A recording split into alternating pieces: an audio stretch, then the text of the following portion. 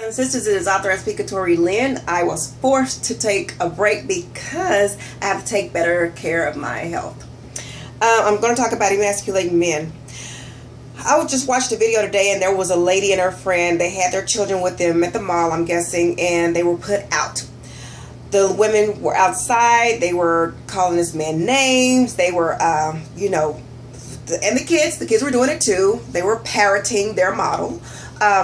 They were calling names and everything. Eventually, the girl walks up on the security guard, and she steals on him. She begins to hit him, and he eventually tased her. There was a bus driver incident that we all know about, where the girl steals on the bus driver while he was driving, and spits on him and everything. He stops. He gave her the uppercut. He took her body and picked it up and threw it off the bus. And then someone said, "Hey, that was a female." He said, "Well, if she gonna act like a man, I'm a treat her like a man." There was another lady I saw that she kept calling this guy. She was pushing up on him with her chest, and she kept calling him Nigger. Well, and I'm still kind of baffled about that video because she has a child with this man. I mean, it was over, something about this child, and she just kept doing it, and she. I'm just kind of bothered by that because that night when they were doing it, I'm sure he was Big Daddy or hot chocolate or so that she got pregnant. So, and then you can't go on these timelines without seeing all these girls jumping on these guys, and mainly because we know that men are taught not to hit girls, boys are taught not to hit girls. Well, are we teaching our girls not to hit boys? Are they dealt a fair deck? Is that fair to teach them don't hit girls, but then we're not teaching our girls don't hit boys? Are we being fair? The Bible talks about wives. If we are being disrespectful to our husband in front of our children, because we know whatever's going on in our household, our children model it. Some kind of way we can tell what's going on in someone's household by the way the children act, usually. So if we are the head of the household and we are talking to men or talking about our children's fathers in front of them, that's wrong. Because first of all, that's their father. Some kind of way, one of those days, he was a good man, or we thought he was good, or something like that. Where we said yes, we let him hit it without a condom on, or something. Something was good that day. Daddy was good that day. But also, or the women who are married. The Bible says that the husband is the head of the household. That's the order. And then the kids. Some of these women put their kids first. I'm gonna say it. You are wrong. Don't inbox me. That's not me. That was God. That's not my thing. That is the word. If that's the man that you picked, the man that you had to end up being the head of the household for, that was the thing that you picked. Now you're gonna have to pray your way situation out of that, because God can change anybody.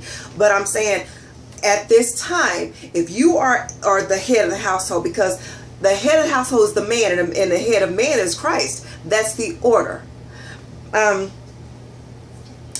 Sometimes some women, or some of these wives, are disrespecting their men in front of children. Now, the thing that can happen is that the daughter will pick a man that she is going to be able to disrespect, because she's going to pick a childish man or some type of man that's not in his rightful position.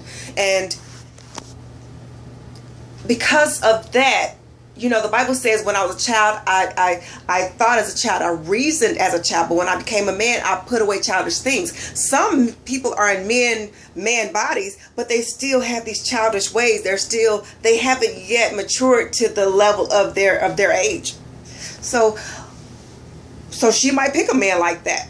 And when or like what's his name? The son might pick a woman who is disrespectful to him. Why? Because that's his model. Because if the mother's always talking about, you ain't no good like your daddy, you're lazy, or what, why would he be anything different? Why would he be anything different? And then you'll be mad at his girlfriend or his wife. I don't like the way he treat my son. Well, usually 9 times out of 10, we're going to pick like the model. She might not even start out that way. If you read my book, though, if the mother is disrespectful to her son, and see, I thought I could change my ex-husband, okay, well, you know what? Now, that's a telltale sign. That was my red flag. The mother treats her grown son. And then I said, well, I could change him, or, whatever. Okay, and eventually, not only did he not change, but because he didn't change, I lost respect for him eventually. And I wrote about it in a book. You can read the story. But not only that, I end up changing. Next thing I know, I'm in jail. Now, I'm not talking about these women I'm talking about like my ex-husband got up in my face and pushed me into a room by my face. Of course I'm gonna come back swinging. Well, yeah, next thing I know, I ended up in jail. You read it, you'll see why I'm the one that ended up going to jail. But anyway, so what I'm saying is that we have to be respectful to our men. We should not be. The Bible talks about it's better to be on a corner of a rooftop of a house than to be inside with a quarrelsome wife. That's a bad place to be. On a corner of a roof, not even just on a roof, but on a corner. That means you'd rather fall dead than to be inside with her. It also talks about the shame. A woman who shames her husband is like rot to his bones. What happens when things rot? When things rot, eventually they just chip away. They eventually chip away, and he can emotionally chip away, or he can physically chip away, or he can just start chipping on you. I mean, but something happens when rot is there. I think we just have to be more respectful to our men, especially in front of our children. If they don't see us respecting the man, they're not going to respect him either. Why would they? Why would they? We are teaching him that he's not respectable and that we don't have to respect him. When we yell and do that stuff in public, when I say in public, anything that comes outside your bedroom is now public, because there are people around watching. And if you're doing this and stuff in front of them, they are watching.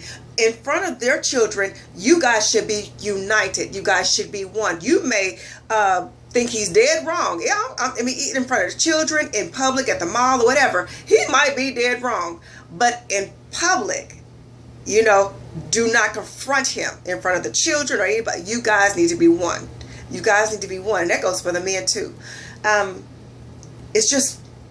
That's just the way it should be. That's the way God designed it.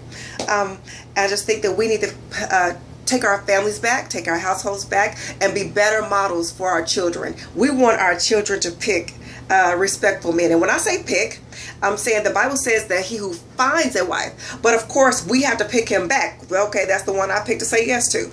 But at 40, I need to make better choices than I did at 28.